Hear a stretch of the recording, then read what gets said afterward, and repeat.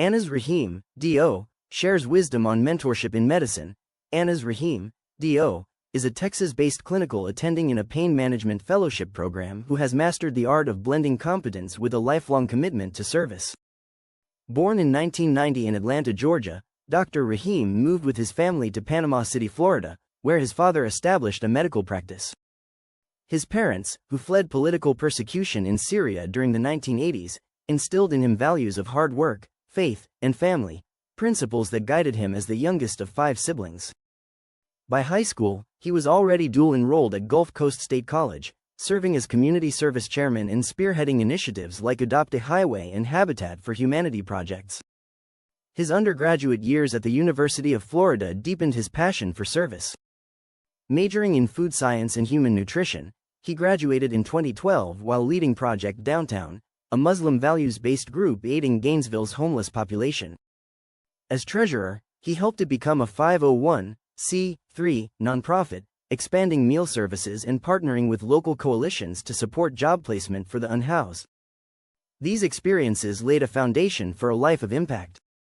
Medical school took Anas Rahim, D.O., to West Virginia in 2013, where he encountered snow for the first time and quickly decided cold climates weren't for him.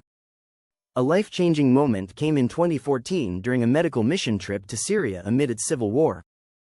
Working in a bombed-out hospital's emergency room, he witnessed the chaos of war firsthand. Assisting an anesthesiologist in the and operating room, he found his calling in anesthesiology, drawn to its ability to manage pain and stabilize patients in crisis. Returning to the University of Florida in 2017 for his anesthesiology residency felt like a homecoming.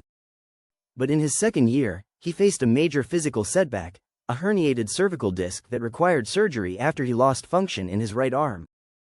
Through this period, the unwavering support of his wife, Jinan Erkid, was instrumental.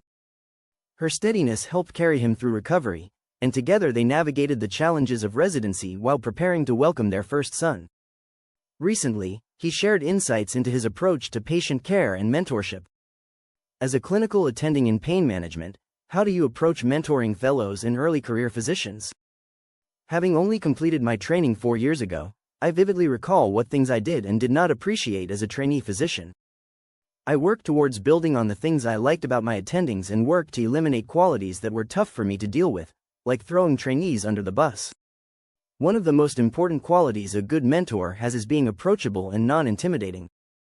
How has your approach to mentorship evolved, especially after navigating personal and professional challenges? Everyone's circumstances are unique. Don't judge a situation until you've had time to gather all the details, and once you have, take some time to think about it. Mentoring someone is a privilege, and you want to avoid giving impulsive advice to help those who seek it. In what ways has mentoring others contributed to your own development as a physician and educator? Mentoring, most importantly, deepens knowledge. In order to share knowledge, you want to make sure you're truly knowledgeable before sharing. It also allows an opportunity for self-reflection. Guiding others often makes me more introspective about my own practices and decisions, and I critically evaluate myself. What do you look for in trainees that signals a readiness to grow and benefit from structured mentorship? It sounds simple, but learning from information that's being shared. It starts with learning, and once what's learned is implemented into practice, it suggests a readiness to grow. You also look for someone who takes accountability for mistakes and sees them as an opportunity to grow as opposed to trying to cover up the mistake. Throughout your medical journey, who has had the greatest influence on your approach to patient care and professional growth? My mentor during my residency training, Dr. Goldstein, a cardiothoracic anesthesiologist at the local VA, was instrumental in my professional growth and my interactions with patients. He was not only great at communicating to the residents how to act, but he was even better at playing the part of his patients, treating our veteran patients with respect, dignity, and compassion, all the while being a great role model to his students. And an important addition is a tenet of my faith that states, "Do unto others as you would like done unto you." I feel that if I follow this basic principle, I'm always able to make sure I'm doing the right thing for my patients. Is there a piece of advice or a moment in training that reshaped your perspective on medicine or leadership? In medicine, learning from others' mistakes is a huge part of growth and becoming a better clinician. One story that comes to mind from healthcare professionals' experiences is about a medical resident who observed a senior physician misdiagnose a patient with severe abdominal pain as having gastroenteritis. The patient was later found to have a ruptured appendix, which led to significant complications. What struck the resident wasn't just the mistake itself but how the senior physician handled it afterward. Instead of deflecting blame, the physician openly discussed the mistake with the team, emphasizing the importance of keeping a broad differential diagnosis and not anchoring on a single explanation too early. That moment reshaped how the resident viewed mistakes, not as failures but as critical learning opportunities. It also reinforced the value of humility and transparency in practice. What have you found to be the most effective ways to build meaningful, growth-oriented relationships with mentors and mentees?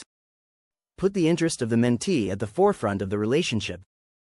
You also want to cultivate a culture of honest, constructive feedback. Growth happens when both parties feel comfortable discussing strengths and areas for improvement. The most transformative mentorships come from being willing to question assumptions and openly discuss failures without fear of judgment. When seeking guidance, what personal or professional traits do you value most in a mentor? Speaking honestly and candidly. It's important to have tact when communicating about difficult topics from a superior, but I personally prefer to hear the reality of a situation rather than a sugar-coated version. Also, I appreciate when a mentor takes the time to understand your perspective and challenges, offering advice that's tailored rather than generic. What do you find most fulfilling about guiding future pain management specialists through fellowship or clinical work? Guiding future pain management specialists is incredibly fulfilling because it's not just about teaching techniques but also about shaping compassionate, thoughtful clinicians who can truly make a difference in patients' lives. Contributing to the next generation of pain management specialists helps ensure that the specialty continues to grow, evolve, and maintain high standards of care. The most gratifying moments are when former trainees reach out after graduation, sharing how they applied lessons learned during the fellowship to make a meaningful impact on a challenging case. It's a very proud feeling.